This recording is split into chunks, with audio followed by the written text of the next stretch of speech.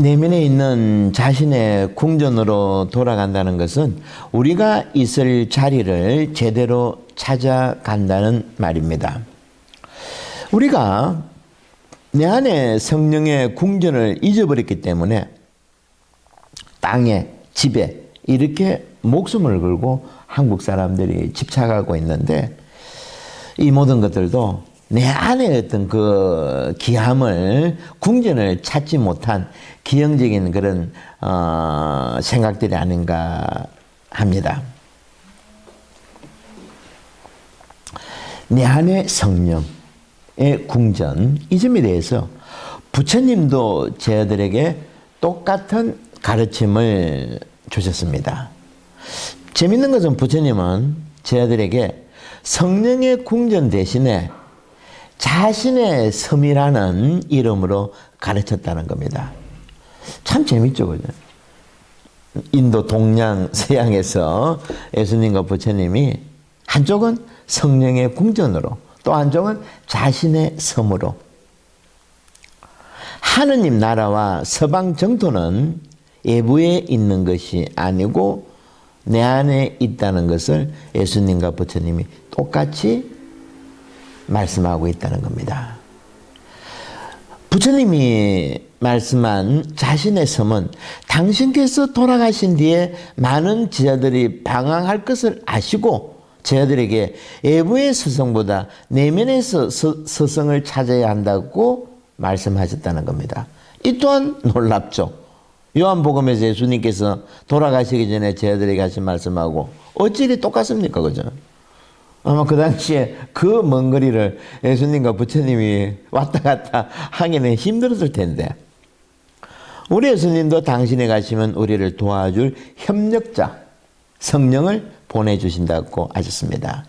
두 분 다 똑같이 이 세상에서 사라질지라도 당신 제자들이 자기 깊은 내면 안으로 들어가라는 거죠. 외부가 아니라 자신만의 섬으로, 성령의 궁전으로 돌아간다면 우리는 거기서 스승님과 다시 만날 수 있다는 겁니다. 저도 신앙생활 60년, 신부생활 30년 하면서 이제서야 이런 점을 조금 좀 깨우쳐가는 것 같습니다. 지금 코로나 때문에 다들 너무 힘들죠, 그죠? 하지만 예수님과 부처님의 이 말씀이 이런 힘든 우리들에게 내려주시는 말 그대로 오아시스와 같은 생명의 말씀이 아닌가 싶습니다. 하느님은 멀리 있는 것이 아니고 내 안에 계시다는 것. 이제 이런 생각을 가지고 내 안에 성령의 궁전으로 본격적으로 들어가 봅시다. 첫 번째, 자아라는 것. 에고죠, 그죠? 에고, 이것은 자아라는 것은 가짜 자기라고 했습니다. 가면이고 나를 포장하는 껍데기입니다. 알맹이를 사용하기 위해서는 반드시 어떻게 됩니까? 껍질을 벗겨야 되죠. 아기가 태어날 때 자아를 가지고 태어나는 것은 결코 아니겠죠. 자아는 유전자로 물려받는 것이 아니라는 겁니다. 출생 이후에 생겨난 가짜 자기. 이 자아에는 7개의 문이 있다고 합니다. 자아가 돌아오는 7개의 문인데 이 문 7개를 모두 이해할 필요가 있습니다. 왜냐하면 이것을 알아야지 우리가 가짜 자기에서, 마음에서 해방될 수 있기 때문입니다. 자아는 하나의 그림자에 지나지 않는다는 사실을 깨뜨려 볼 수 있을 때 자아는 우리를 떠나갑니다. 우리가 가끔 내가 왜 이러지 하는 말을 할 때가 많이 있죠. 나도 모르게 행하는, 후회하는 행동들이 모두 가짜 자기가 내 안에서 일으키는 것들입니다. TV 보다가 뭐 지름신이라 그러나? 뭐 홀려가지고 막 사놓고, 그죠? 지름신 맞나? 지름신. 이런 거 쇼핑들도 마찬가지. 이것도 가짜 자기가 장난치 놓은 겁니다. 그리고 딱 한 잔만 묻고 가리를 했지만 2차, 3차까지 가는 것도 이것도 내 안에 있는 가짜 자기의 장난이겠고, 그리고 도박이나 게임들, 훅 빠지는 것들이 모든 것들이 마찬가지입니다.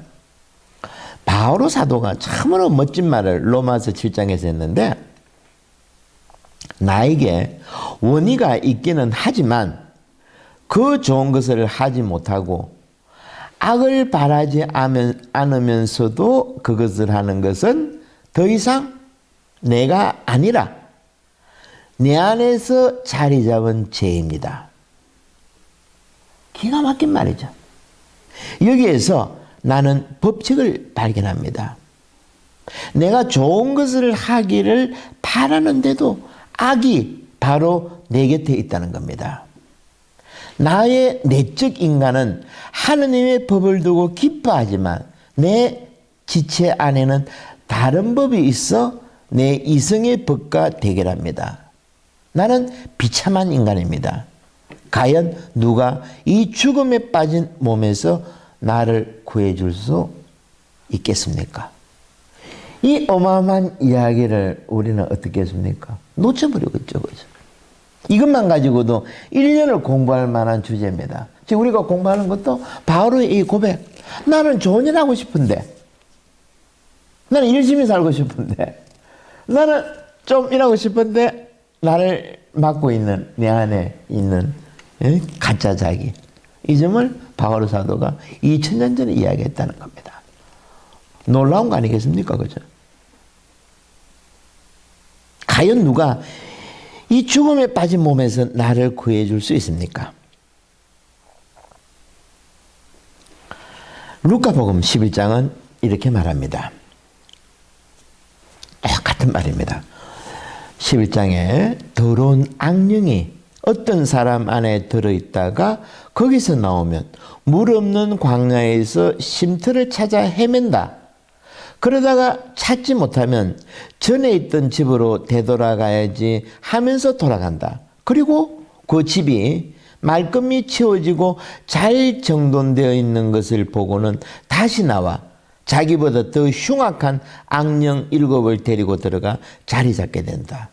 그러면 그 사람의 형편은 처음보다 더 비참하게 된다.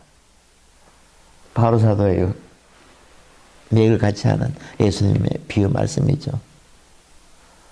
바로 사도나 예수님은 우리 몸을 완전히 꿰뚫고 있는 것 같은 이런 놀라운 말씀들입니다.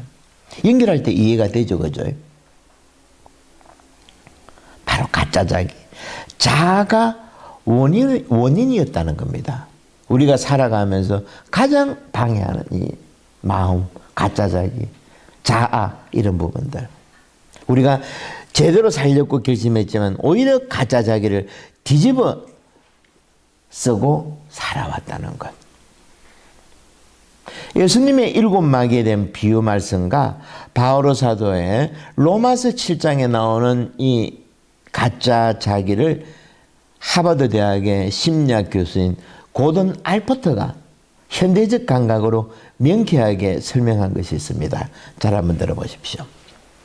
알포터는 7가지의 문 중에 첫 번째 문을 육체적 자기라고 부릅니다. 우리는 자기라는 감각을 가지고 태어나는 것이 아니라고 말씀드렸죠. 엄마의 자궁, 아기 궁전 안에 있는 아기에게는 자기라는 감각이 처음에는 없습니다. 엄마와 하나라고 말씀드렸죠. 지난번에 완전히 한 덩어리입니다. 엄마야말로 그의 전 존재이죠. 아기가 뱃속에 나올 때 그 연결이 끊어질 때 아기가 혼자서 숨을 쉬어야 할 때가 시작된다고 말씀드렸습니다. 여기서 호흡이 일어나는데 그냥 일어납니다. 호흡은 무에서 온다고 말씀드렸습니다. 이렇게 아기에게 호흡하기 시작하는 이 몇 초간은 참으로 귀중한 순간이라는 것. 아기는 강제당하는 것도 아닙니다. 게다가 아기는 스스로 아무것도 할 수가 없습니다. 그런 일은 일어나야 일어나는 것이지 당연한 것이 아니라는 것. 절대 무, 이 순간 이런 침묵 중에 아기가 호흡을 합니다. 누구도 호흡을 못 시키죠. 무에서 호흡이 된다는 겁니다. 기적이 시작된다는 겁니다. 잘 기억해야 되는데 우리는 내가 호흡한다고 말하지만 그것은 터무니없는 말입니다. 우리가 호흡하고 있는 것이 아니고 호흡이 일어나고 있다고 이야기해야 되겠죠. 우리가 호흡합니까? 아닙니다.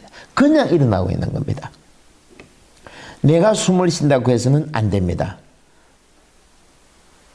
그러면 우리는 제대로 잠도 못 잘 거죠. 무서워서. 숨을 안 쉬면 죽는 건데.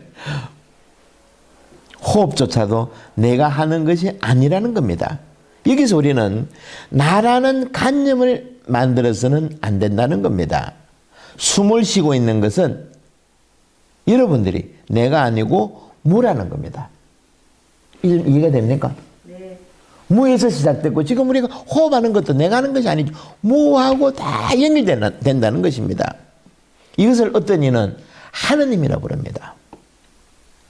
어떻게 부르든 관계없죠. 무이든 하느님이든 마찬가지입니다. 여기서 불교에서 말하는 문화, 우리 그리스도교 힌두교에서 말하는 하느님과 거의 같습니다. 우리는. 다시 말해가지고 우리는 자기, 나 이런 감각을 가지고 태어나는 것이 아니라는 겁니다. 이러한 사실을 우리들에게 다시금 깨우쳐주게 하기 위해서 창세기에서는 진흙으로 인간의 형상을 만드신 후 숨을 불어 비로소 사람을 완성하셨다는 것이 창세기 기록되어 있죠.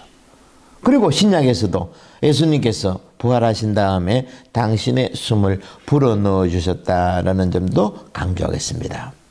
이렇게 아기는 처음 태어나서 자기와 그 주변 세계를 구별하지 않습니다. 처음에는 아기가 숨을 쉬기 시작하고 나서 자기 안과 바깥이 다르다는 사실을 깨닫기까지는 몇 달이 걸린다고 합니다.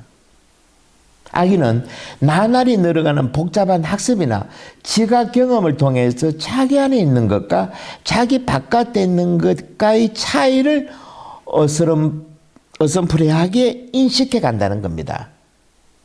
제가 이걸 쭉 길게 설명했는데 제일 중요한 부분이기 때문에 이것이 바로 자아가 들어오는 첫째 문이라는 겁니다. 이제 이해가 되셨죠? 왜 우리 안에 마음이 있어가지고 바오로 사도의 고백처럼 좋은 일 하고 싶지만 내를 막고 이러한 부분들, 이 시작이 바로 조금 전에 이 고든 박사 이야기대로 알프터 박사 이야기대로 이런 것입니다. 첫 번째 문, 내 안에 무엇인가 있다는 인식입니다. 아기가 배고픔을 느낍니다. 이것이 처음에 아기는 자기 안에서 일어남을 알게 되고 울고 보채면 엄마가 먹을 것을 가져다 줍니다. 젖을 주든지 분유를 주든지. 그러므로 해가지고 아기는 그것이 밖에서 오는 것이면 알아챕니다. 이렇게 해가지고 안과 밖의 차이가 아기에게서 드러난다는 거죠. 지난 시간에 뭐랬습니까? 아기 궁전에 있을 때는 엄마하고 연결되었기 때문에 안과 밖에 없죠. 그죠? 이제 밖으로 출산하면서 우리가 처음으로 이 세상에 드러남으로써 호흡을 통해 가지고 이제 이런 단계가 처음 시작된다는 겁니다. 안과 밖의 차이를 지각한다는 거죠. 그리고 우리의 삶이 왜 이렇게 살면 살수록 고단하고 답답하고 힘이 드는가 하는 이유가 바로 여기에 있습니다. 아우스딩의 말대로 우리는 이때부터 세상을 하나로 보지 않고 분리하기 시작했다는 겁니다. 이것 하나만 제대로 알게 되면 더 이상 마음을 공부할 필요가 없습니다. 여기서부터 이제 모든 것들이 시작됩니다. 내가 왜 이렇게 힘이 들까? 왜 이렇게 마음대로 안 될까? 왜 이렇게 불안할까? 왜 저 사람은 저렇게 생각할까? 이게 고통의 씨앗들이죠, 그죠? 여러분 남편들, 여러분 부인들 마음대로 됩니까? 천만에. 내 마음도 안 되는데. 이게 시작이라는 겁니다. 이것을 알기 위해서 공부한다는 거죠. 안과 밖 사이에는 아무 차이도 없습니다. 이것은 서로 다른 공간이 아니라는 거죠. 때문에 우리는 이 차이를 없애기 위해서 깊은 호흡을 해야 된다는 겁니다. 기도는 깊은 호흡을 통해서 우주 만물과 내가 하나라는 것을 알아채는 겁니다. 이것이 기도의 가장 큰 목적입니다. 기도가 뭐라 했습니까? 하느님 호흡이라 그랬죠. 그죠? 그 곳으로 들어가는 겁니다. 우리가 막 목조 들고 왔다 갔다 하면서 뭐 이렇게 바치는 기도가, 그거는 진정한 기도가 아니라는 거죠. 우주 만물과 내가 하나라는 것. 안과 밖도 없다는 것. 조금 받아들이기 어렵죠, 이 부분. 그죠? 솔직하게.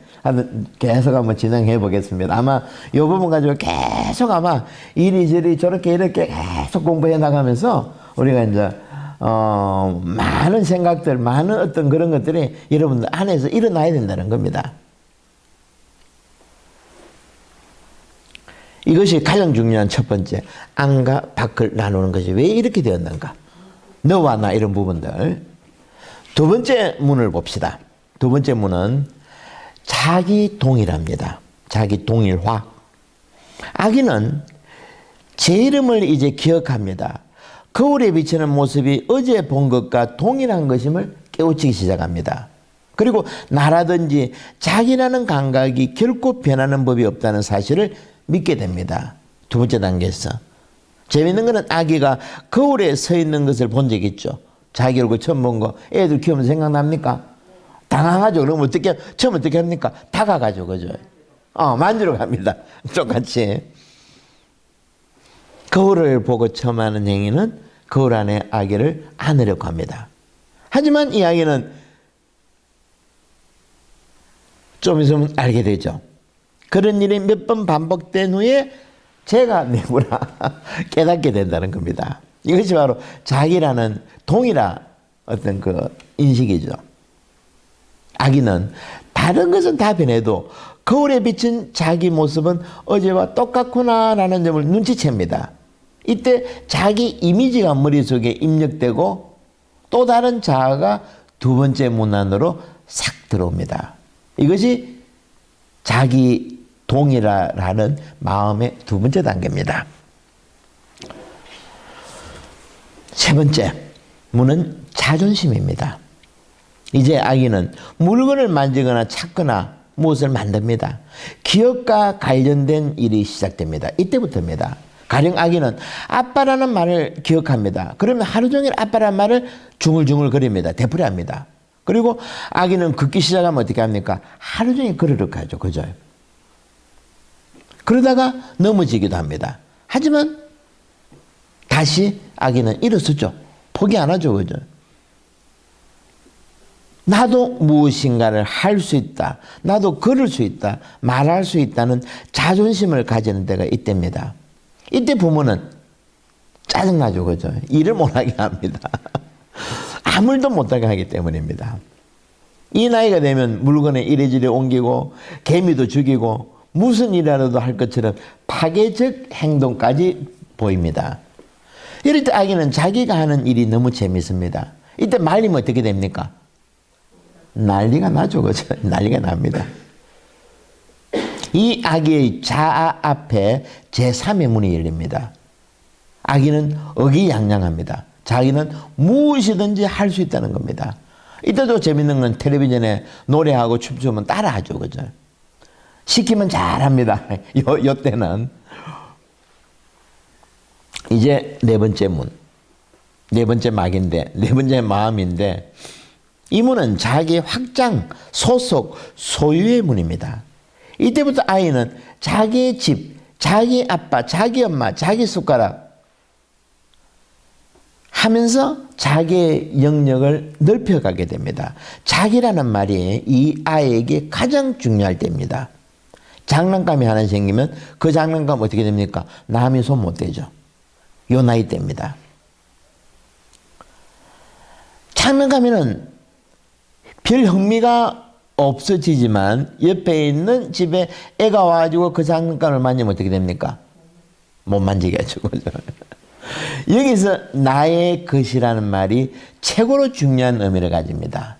이 문은 아이들만으로 끝나는 것이 아니고 평생 우리를 탐욕이라는 이름으로 따라다닙니다. 내 집, 할 때 우리는 아이들이 했던 거하고 똑같습니다. 내 아내 했을 때 우리는 꼭 아이들이 했던 행동과 같습니다. 아이들은 끊임없이 우리 아빠는 세계에서 최고야 라고 자랑하는 데도 이때죠. 커서도 어떻게 합니까? 우리는 우리 종교가 최고야 하는 거, 우리나라가 최고야 하는 거 똑같다는 거죠. 변함이 없다는 거죠. 어릴 때 이것이 그대로 쭉 우리에게 왔다는 겁니다.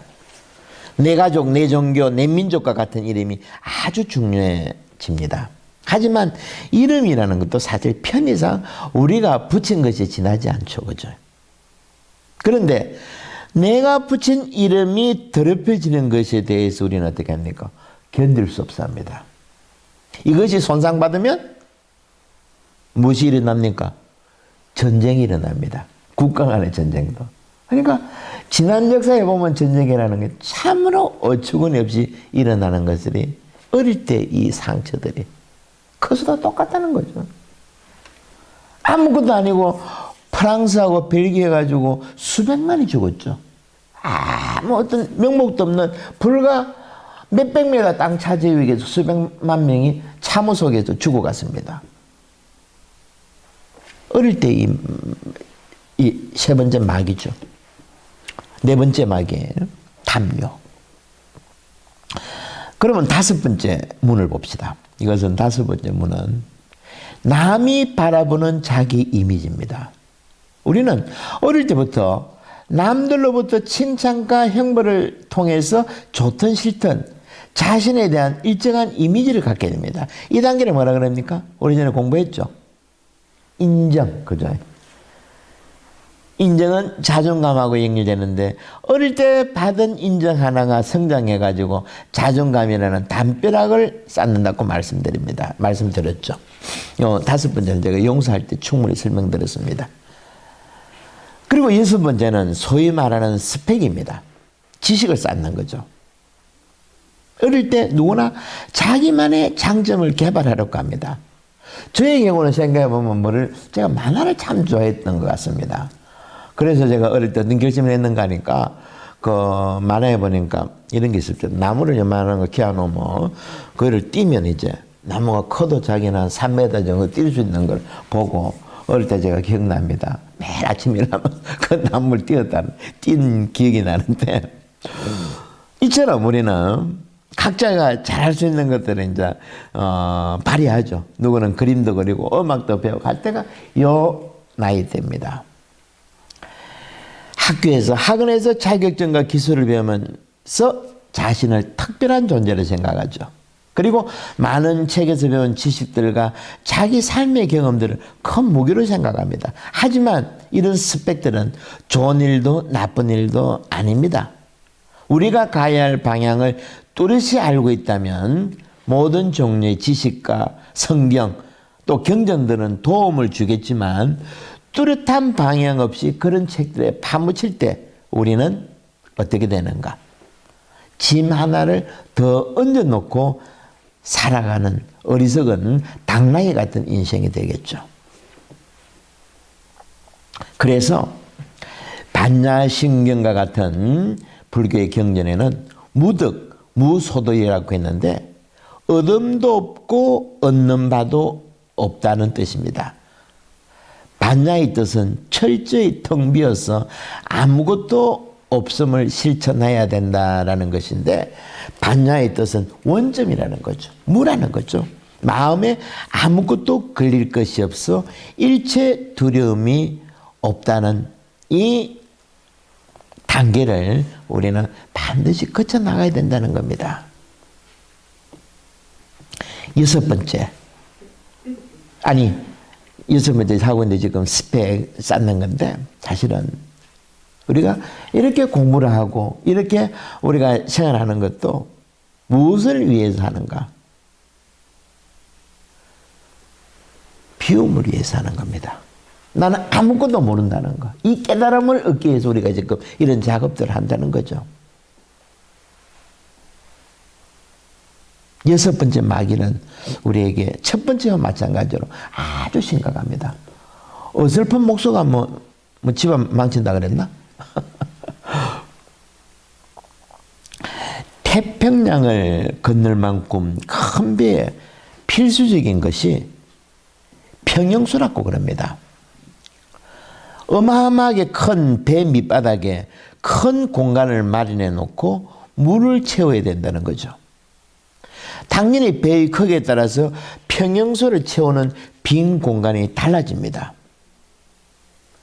평형수의 크기에 따라서 이 배가 큰 태평양 대서양을 건너가는 배가 될지 아니면 여기서 충무동 왔다 갔다 하고 남포동 왔다 갔다 하는 통통배가 될지 결정이 난다는 겁니다. 무슨 말인가 하니까 우리가 스펙을 사고 공부하는 것들을 텅빔을 마련하기 위한 것이랬는데 내 안에는 텅빔이 있어야 된다는 거죠. 그럴 때 먼 데를 하느님 나라는 이런 우리가 가야 할 목적지를 험난한 곳을 건너갈 수 있다는 겁니다. 이런 비밀이 없고 우리 안에 쓰레기로 잡다한 지식으로 꽉 차일 때 어떤 일이 벌어지는가? 이 앞에서만 왔다 갔다 하는 별 볼 일 없는 그런 배가 되고 별 볼 일 없는 인생이 된다는 겁니다. 인생이 된다는 거죠. 반드시 빈 공간은 우리 안에 균형을 잡아주고 우리를 하느님 나라 가게 하는 그런 큰 가장 필요한 것이 안에 있는 빈 공간이라는 겁니다. 이 때문에 무로 나가라고 이야기하는 거죠. 예수님께서도 뭐랬습니까? 나를 따르고자 한다면 너희들 각자 자기 십자가를 지고 나를 따라야 한다 했는데 이 십자가가 뭐겠습니까? 절대적인 무라는 겁니다.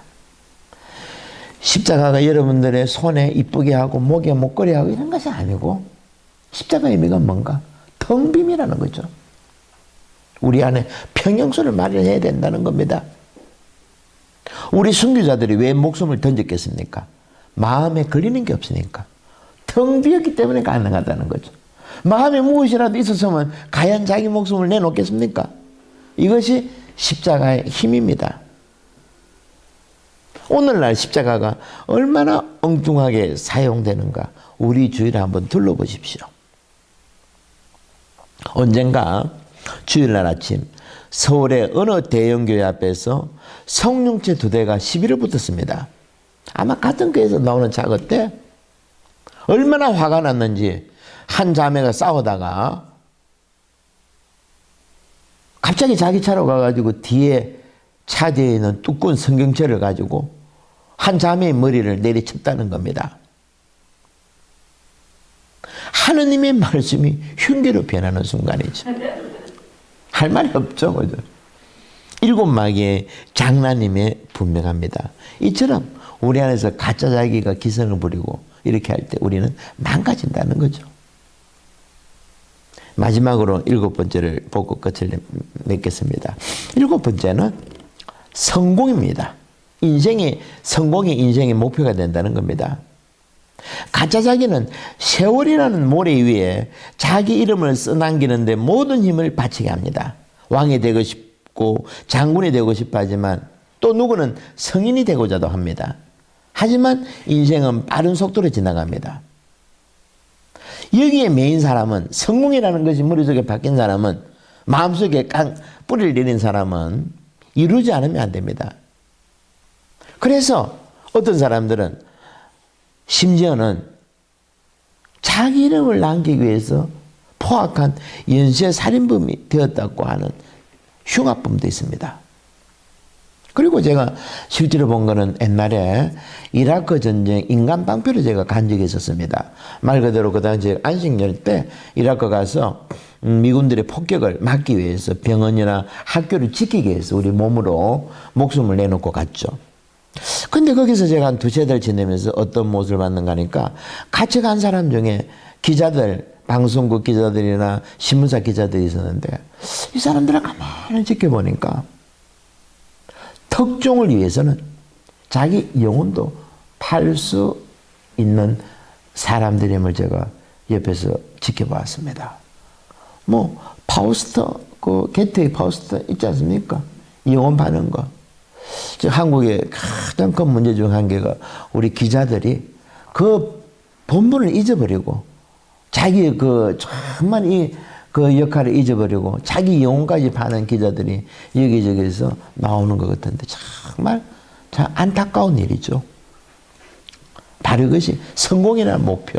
7번째, 가짜적에 휘둘리는 그런 모습이라는 겁니다. 하여튼 오늘은 제가 고든 알포트 박사의 그 7가지 마귀, 자아가 어떻게 형성되는지 우리가 탄생부터 지금까지, 그리고 바울로 사도의 그 고백, 예수님의 7 악령이 어떻게 우리 마음에 사로잡는지 이 3가지를 쭉 같이 연결시켜 보았습니다. 또 다음 시간 계속 이 마음에 대해서 이어나가도록 하겠습니다.